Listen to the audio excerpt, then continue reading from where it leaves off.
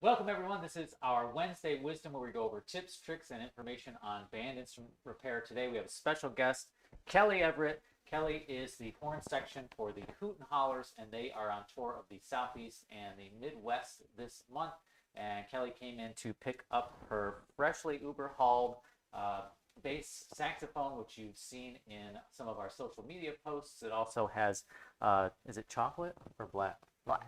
She has black root pads with gold-plated resonators, and Kelly was also a repair tech back in the day at MusicMedic. She's now a professional touring musician, and she's going to be in those regions that I just told you, the Midwest and the Southeast, and also in Europe. And we're going to talk about her tour right after we give you some tips on how to keep your pads from sticking. We also have a winner for this week because this is the third week of No Stick November. If you guys want to be entered into the drawing for No Stick November, make sure you take the hashtag and put it into the comments below. Make sure you also like and subscribe the video. It does help us keep producing this content. Whatever this is. Any little bit helps. So we do have a winner. We were giving away, last week we were giving away UltiMax oils for No Stick November, and this week we're giving away greases. The greases were going to be the pivot and roller and the Cork lubricant and the handy syringe, and this winner is Corey Luke. All right, congratulations, Corey. Yeah, Corey Luke, make sure you email me at rich@musicmedic.com and tell me that you're the winner so we can get you your prize. We also have a course coming up. Ryan's got his key fitting course on December 9th. We still have some spots left, so make sure you sign up for the course. And if you are on our mailing list, you can get a discount code for the tuition. So check your email, sign up for the course through there. And Ryan, since we have you on the couch here, could you tell us just a little bit about what they're going to learn in the advanced key fitting course? Well, you're going to learn advanced key fitting. Okay, very good. That's what it is. Yeah, saxophone key fitting. Basically, my process and the order of operations on how I do it. You're going to learn swedging, the difference between swedging and swaging. We're going to learn post work. Facing posts, aligning posts. We'll talk about some mechanical restoration stuff, some custom key work you can do. It's going to be a good old time. It's 8 hours. 8 hours. This many. 4 plus 4. This many. 4 plus 4. 8 hours. Cool. So yeah, it's just a day course. And do they need any tools or anything? They don't. Yeah, it's mainly me kind of going through the process. I have a nice little slideshow I've put together. But yeah, it's pretty much just follow along. I do recommend. I have a suggestion of tools that if you are going to get into this, that you should pick up all the tools that I use in the basically in the course. Okay. Excellent. Yeah. Excellent. Excellent. Excellent. So if you are if you're a person who likes these streams and you want to get 8 hours worth, sign up for the key fitting. It's a more advanced. It's going to be here. It's going to be on this set. Oh, excellent. So yes. Okay. Yeah. All the tools I use are wrapped up as presents. I just kind of have to unwrap them and find them. Do we need experience to be able to sign up, or can anyone do it? Anybody, as long as you have a computer. Anybody. It really is for anybody. It's more geared towards repair techs that have done some saxophone work before. But the way I explain it, if you're really interested in the mechanics of the saxophone and what key fitting is, involved, it's for all ages. All ages. All ages. Right. Almost. Very cool. All right, so today we are going to get to some tips and tricks on how to keep your pads from sticking. Let's first go over the different types of pads that we make here, because most of the pads that we make at MusicMedic are non-stick or pretty much non-stick. So I'm going to switch over to our overhead shop. Ryan's got a little table here. I got my table. Here it is. We've got a bunch of goodies on there. First, we're going to talk about the tan saxophone pads that we make here at MusicMedic. The tan saxophone pads, I'm just going to, can I? Please do. Yes, I'll just be your hand model, and I'll just go ahead. These are pads that we make here, of course, and they have a leather which is finished differently than other manufacturers' leather. So traditionally, tan leather is finished at the factory, and they seal the pores with paint, and that is the same as our pads, except we changed the finishing process at the tannery. We went there, we saw how they did it. We noticed that the tan pads were sticky, and we know that is a problem that is ubiquitous throughout the world. So we decided to change the finishing process. We spray on the paint in a little different timing, and we made a couple other changes to have more of a matte finish, which you might be able to see there. Yeah. A lot of tan pads have kind of a shiny surface. That's kind of a good indicator that they're going to be sticky. So we tried to fix that problem, and I think we've been fairly successful in keeping our tan pads much, much less sticky than other tan pads.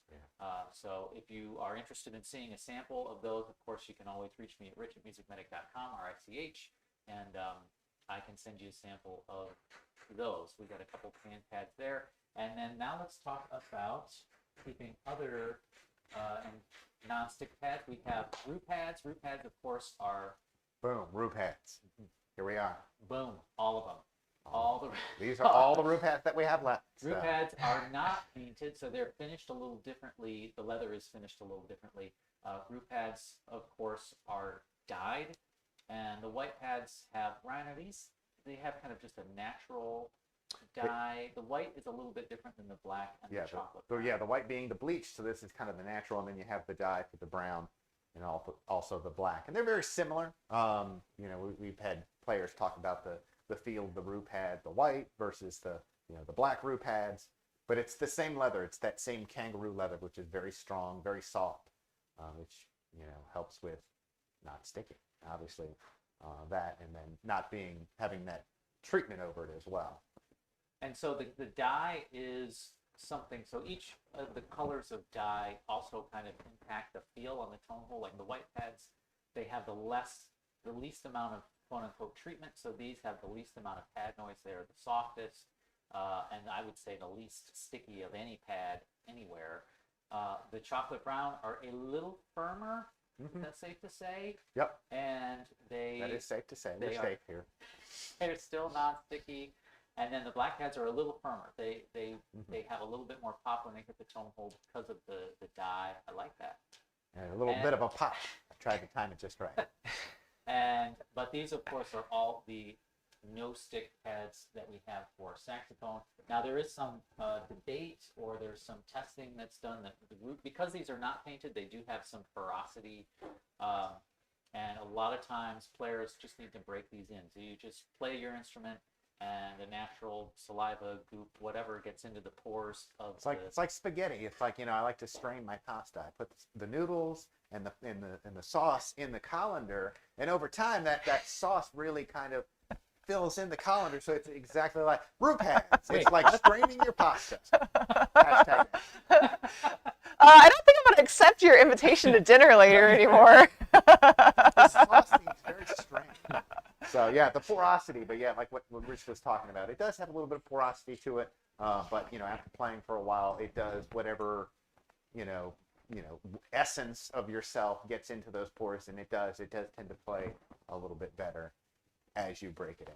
And then, of course, we also have another pad that we developed here, which solves that problem completely, which is the Roux Pads Extreme. Roux Pads Extreme has a completely synthetic felt, which is not affected by water in any way, and then it has a layer of tan leather laminated on it, and then the Roux Pad leather wrapped around it. So this is a pad that is 100% airtight, not affected by water. The inner portions of it doesn't expand. It's completely consistent. The felt is also a little, I'm making a little motion with my hand. The felt is like, it's firmer. So if you adjust one side of the pad, the other side's going to move. So of course your preparation of your tone hole, keywork, all of that has to be kind of good and set. Is that Absolutely. fair? That is a very fair assessment. It is a very ubiquitous. Did I use that correctly? No, absolutely. All the videos we've done on dry fitting and key fitting and pad cup orientation, very important when using the Roux Pad Extreme. It is a little bit more of a firmer pad, but it is nice that it has that very strong, very soft roux skin leather, and then, like what you said, a layer of tan pad, waterproof tan leather on top of that synthetic felt, and then everything is wrapped neatly and then delivered to you. So here you are. In a nice little package. And then, of course, if you are a clarinetist, we have clarinet pads, Roux Pads for clarinet, which are a pressed felt laminated with bladder to keep them airtight, and then they're wrapped in roux leather as well. Those are in the black roux leather, white roux leather, and we could of course make them in chocolate brown if you wanted those. If you wanted them on your bass clarinet, we also have them in white, but we could make a custom set in black or brown for you.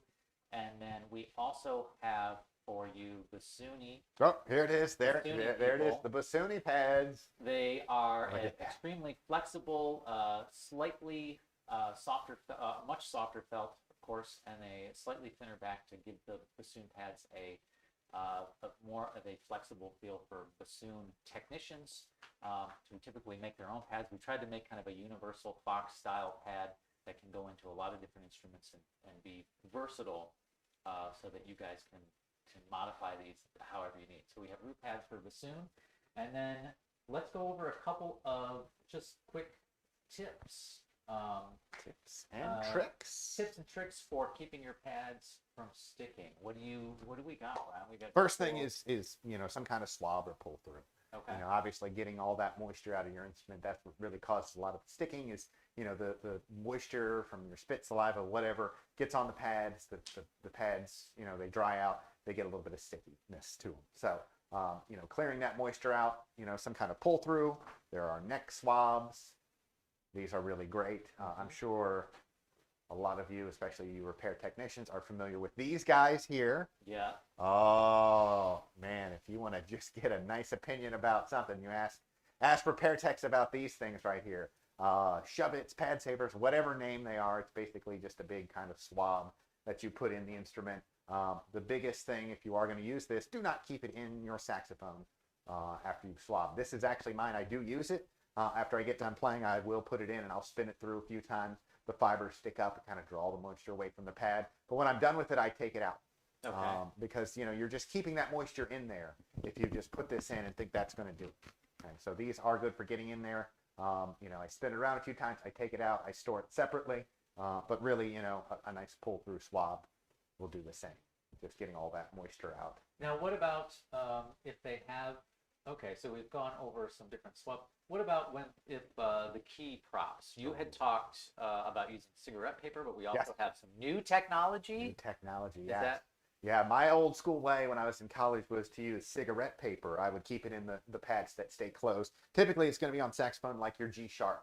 And this is a key that's held closed and it's opened by a spring. Okay, you have our G sharp here and we have our C sharp down here. So those are the two that tend to stick, especially that G sharp. I'm sure everybody has a story about a sticky G sharp on a gig.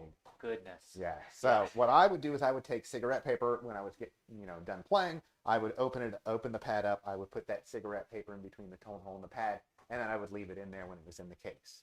And that prevented a little bit of stickiness. I would do the same thing with my C sharp, but what they have now are these key leaves. Key leaves. Yep. Our good friend Roland Brown over at Key Leaves kind of developed this reusable system with the rubber leaves. Yes. And Leaves. leaves. Leaves. Leaves. Leaves. Key leaves. Leaves. Leaves. However you say it. Can you show them how to put it on? Absolutely. If they've never seen it. Oh, I'm sorry. No, Oh, I'm okay. watching you. I'm watching you on the screen. Nice. I like the hand modelage. It's looking good. Twinkle fingers. So, big area on saxophone. The whole concept behind key leaves is keeping these closed pads open so it you can get airflow through the instrument. It dries out a little bit quicker. If I were to play my instrument and close these and put it in the case, all that moisture would stay in there and it wouldn't evaporate. So you use these key leaves. One big area on saxophone is this E flat key. The big thing is when it's in the case, usually it's sitting like this, and all that spit and whatnot drains right to that key. And every repair tech will tell you these are no fun to replace when they're nasty. So what you can do with this set of key leaves is you can just open the key up, you slide it in between the body and the key arm. It's not touching the actual pad surface itself. And you can do the same thing with your C sharp right there like that. Again, you can see how it's on that key spine. So it's not actually touching the pad. I'm not wedging anything in the opening here because that could mess my pad up. Mm-hmm. So it's just keeping those propped open. The nice thing on saxophone is by opening your C sharp, it opens your G sharp as well, Cool. which is another big problem area. So yeah, especially if we're celebrating No Stick November. Mm-hmm. There it is right there. So that's another way. So we have, and then the key leaves, of course, are kind of added. They'll give you a little more life to your pad. Absolutely. And then we also have, when we're on a gig, and maybe Kelly, you can talk about this too. When we're on a gig and we need to, maybe we have a sticky pad. What is our solution that we are gonna recommend for everybody? Oh yeah, I see Ryan prepping with the dollar. But I prefer to use Pad Magic, which basically works the same as a dollar, except it has magic on it, and it's not nasty like a dollar would be. You kind of just rub that on the bottom of the pad and the tone hole, and it keeps your G sharp moving. There we are. Sorry, I'm out of frame here. You guys are over here. There he is. There. I'm over here as well. Ryan, you want to demonstrate how to use the pad? The dollar bill? Either one. Now, everybody knows the dollar bill trick. You open your pad, you put this in there, but the problem is this dollar bill is nasty and dirty, and then, it doesn't really work. So don't use the dollar bill trick. Is this yours, Rick? I'll give this back to you later. So, I know where it's been. So Pad Magic, yes. So you get a little bit of this. This is your pure ground powdered magic. Okay, and don't ask me where we get it from, Rich. I can't tell you. Yep. So we're gonna add a little bit to our little swab here. A little dab will do. Keep it down. Keep it down over there. So you're gonna open your pad. You're gonna put this in between the pad and the tone hole, and I just like to do a little trilling on it. Okay. And there we are. Your pad is now officially magic. And then Kelly, how long typically when you've used this does the Pad Magic kind of last when you're? I would say I probably reapply it to the G sharp about once a week. Okay, so it lasts about a week. And cool. It's small enough. I just have one in every case, so it's just there right when you need it. Sweet. Right there. Awesome. One little extra tip on that is, when you apply your Pad Magic, apply it when the saxophone is dry. So right before you play it, apply your Pad Magic. Guys talk about adding some kind of pad treatment, how it gums up, especially if you get it around moisture. Just do it when the pad is dry. Boom. Problem solved. Yeah. And then, of course, don't eat any candy. Quit eating. Yeah. No soda. Get 8 hours of sleep. Do all your homework. Stay in school, kids. Get some exercise. That's right. All right. You want to join us again? Sure. Well, I guess we're gonna. Mind if I do? I'm going back over here. Oh, here I am. Okay, I want to share one more quick tip here. One of my mentors always suggested that you keep a little travel toothbrush and a travel toothpaste right there in the case next to your Pad Magic. Mm-hmm. That way, if you have been eating candy or mixed drinks or whatever it is, you just go brush your teeth real quick, and you're not putting any gunk through your horn. Right. And some floss, too. Floss? You guys Yeah. floss? You never know. Oh, They do. Yeah. I hope my dentist isn't watching. So, Kelly, you're going to be in, we're in Wilmington, North Carolina. Obviously, here at Music Medic, you're playing tonight. Yep. Where are you playing tonight in Wilmington? I'm playing at Reggie's 42nd Street Tavern, right there in Midtown. Reggie's 42nd Street, and is there is it early show, late show? Doors are at 7. The first band starts around 8, and we'll go on around 10. Sweet. Okay, and did we say the name of your band? Maybe we did. It's called the Hoot and Hollers. Yeah, I think we should. So Kelly's the lead saxophonist for the Hoot and Hollers. They're going to be at 42nd Street Tavern in Wilmington, North Carolina. But then tomorrow, because you're playing all over, tomorrow you're going to be in Charlotte. Yeah, that's correct. At Snug Harbor. Playing in Charlotte and Snug Harbor, and then are you headed back to the Midwest, or you said you were either going to Florida or? So after that, it's going to be Knoxville, Waynesville, North Carolina, which is outside of Asheville, excuse me. Nashville. And then after that, Memphis. Be home for a little while. We've got some gigs coming up in Iowa City. Got some more stuff coming up in Florida. And then in March, we're heading over for a month-long tour in Europe and the UK. Where are you? Oh, that's awesome. Where are you playing in Europe? Which countries? Let's see. Okay, it's going to be Germany, Austria, Switzerland, Sweden, Norway, Belgium, the Netherlands, and then a couple weeks in the UK after that. Excellent. Okay, and they can find out by going to social media. How do they? So for those who don't know, how does that happen? So you're going to type in the HOOTENHALLERS Facebook, Instagram, Spotify, Twitter, or else go to thehootenhollers.com/tour. Hoot and Hollers. Hoot and holler. Or while you're here on YouTube, just pop over to the Hoot and Hollers YouTube channel. So you guys have videos and all We've that got some good stuff? videos, yeah. So Rich will put a link in the description. Absolutely. Like and Yep. subscribe. That's right. And share. Sorry, and share. All right, everyone. Well, thank you so much for watching. This has been our Wednesday Wisdom. Kelly, thank you so much for Thanks for stopping having by. me. Awesome. Ryan, Thanks. thank you as Well, well. I'm here too. Absolutely. Ryan's here as well. Make sure you guys put the hashtag in for the giveaway for No Stick November, and check out the Hoot and Hollers on YouTube, social media, and on their website, and see if you can catch a show coming up in your area. And until next time, happy repairing.